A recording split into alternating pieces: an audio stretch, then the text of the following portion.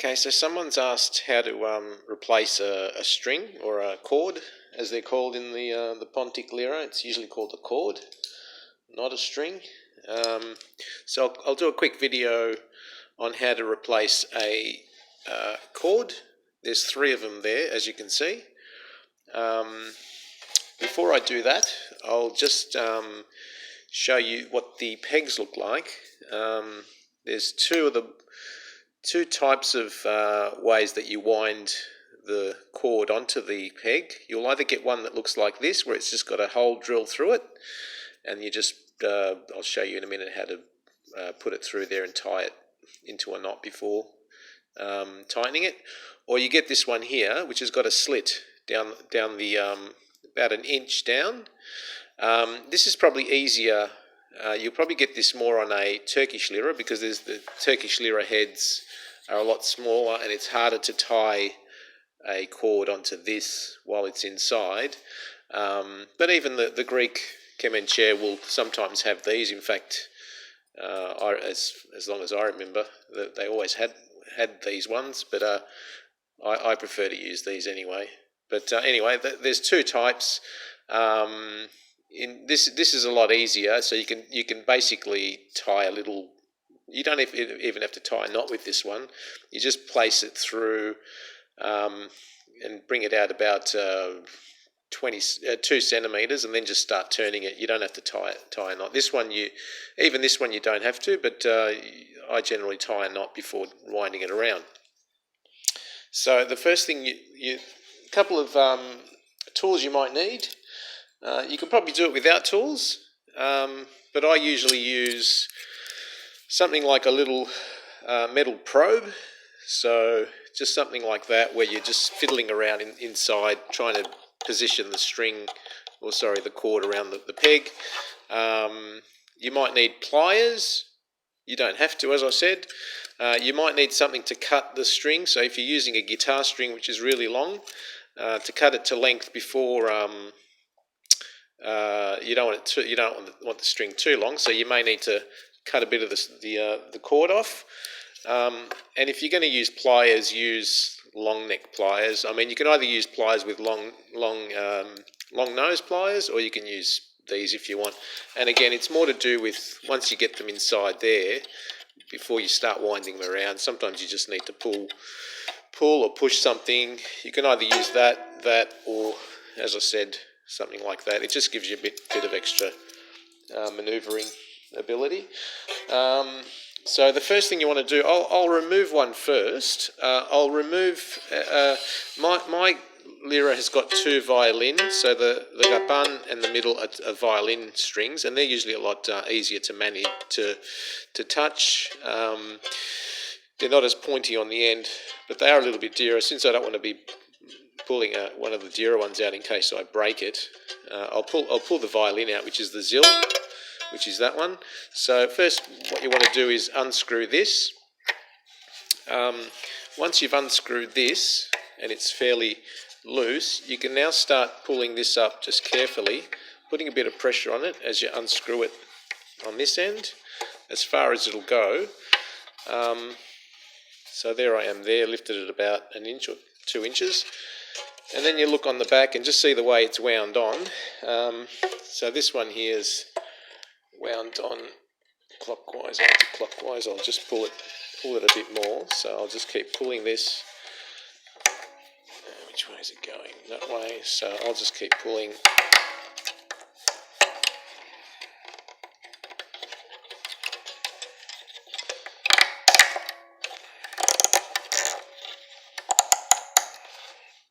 Actually, what you want to do is pull these out first, and just so they're sort of very loose, and that way you can, what I was doing just then will be a lot easier.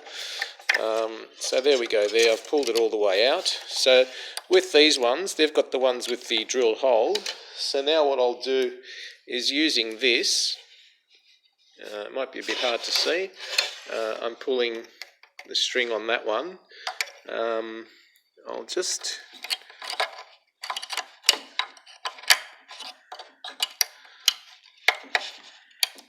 You can see there that I've got it wound around.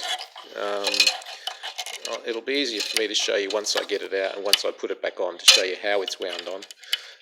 But basically now this is very, very sharp, so if you've got thin skin like me, you either wear gloves or just do it very carefully. So I'm just going to undo where the cord, I wind them around 3 times before tightening. There we go there, and then you can just pull it off. So once that's out there, you can pull it through here and you've removed it, and then you got the peg here, that's the one that it's gone on. So then once you've done that, you pull the old cord out, pull it out, throw it away if it's broken, and now I'll show you how to put a new one in. So assuming now this is a new string, here it is here. This one's got a lot of curls in it, so it'll probably go in a lot more difficult. If it's a new string, it'll go straight in. But basically you put it through the hole in the tailpiece. So the tailpiece has 3 little holes. Just feed it through there. Once you feed it through a little bit, grab onto the end of it. Careful you don't damage the soundboard while you're doing this, because you can scratch it. And by the way, when you're holding a Kemenche while you're removing or putting in a string, don't hold it here. Don't hold it. Don't put sideways pressure on this part of the instrument. You can hold it at the base here, or preferably you can hold it here, because if you put any sideways pressure on the instrument here, the soundboard is glued. It's only about 2 mils. The sides of the Kemenche are only 2 mils, so there's really not much glue holding the soundboard on. It's strong vertically, but horizontally, if you just push it a little bit, it'll just the glue will come off. It'll snap. So it hasn't got much sideways. It's not glued on sideways very strongly at all. So anyway, just do that. Don't hold it there. So I put that through there, and I'll just keep pulling it through until it goes, and it should pop. There we go. So it's in there, right there. So obviously we've got the bridge there. We can place it on top of the bridge. You don't have to at the moment, but you can do it now anyway. And the other side of the instrument, there's 3 holes similar to what's in the tailpiece. They'll be about the same size. So you've got 1, 2, 3.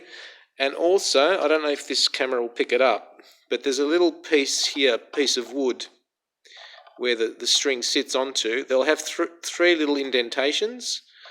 When you put the string through, especially when you tighten it, make sure it's sitting in the little indentation there. If it sits along here, well, it's not ideal, and you might actually break it. But in there, it's probably been sitting there for years, and that's where you put it. And it's actually spaced exactly for your fingers. The luthier would have spaced it out properly. So I'll feed this through now.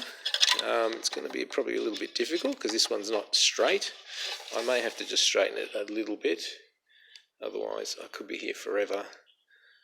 I'll just straighten it out a little bit. Once it's in about 10 mils, it should come out the other end.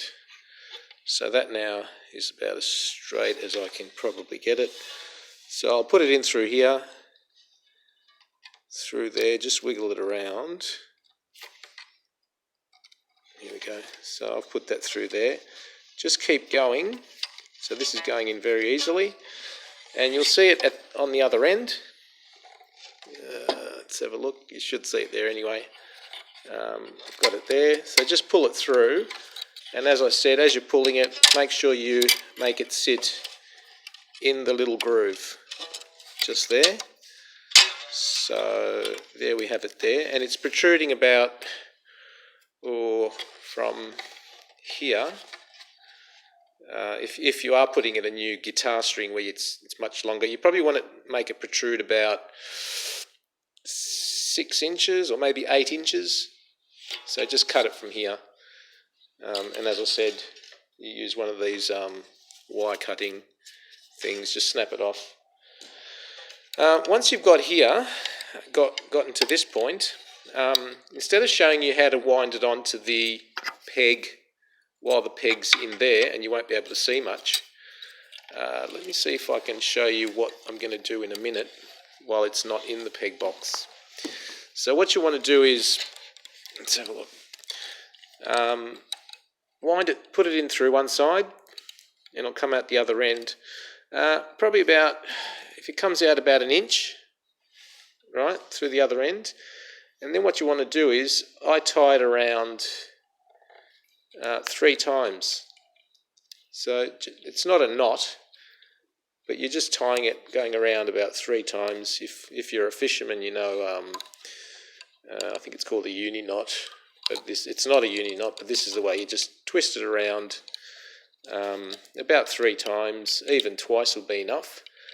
Let's see if that's 2. I'm going to struggle for 3. I probably should have pulled it out a bit more, but here we go, 3. And this is very sharp. This is almost like a needle, the end of it, the guitar string, so be very careful. And what I want to do at the end, I usually push it like that, so it's at a right angle. So just push it up a bit. Okay, so that's not going anywhere. That's wound around 3 times, like that. And once I put it in I'm going to take this off in a minute and put it through the peg box, but once you've done that, you start winding it around like that, right? And as you keep winding, it'll just tighten up. And you just got to make sure it starts winding that way and not off the peg. And you can put your finger inside and just guide it so it's sort of going that way towards the top. Obviously not that much, because most of this is going to be in the peg box, but just like that, just keep winding it, and it's going to get tighter and tighter. So I'll take this off now, and I'll do it. Actually, I might show you how to do the other peg if you've got the other types of pegs as well. Let me get this off.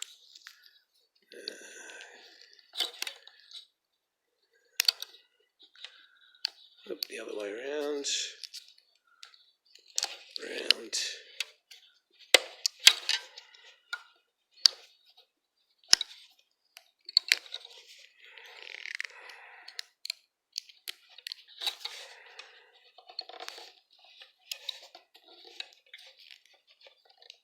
Alright, so it doesn't really want to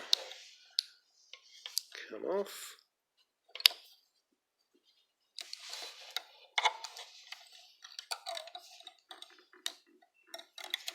Okay.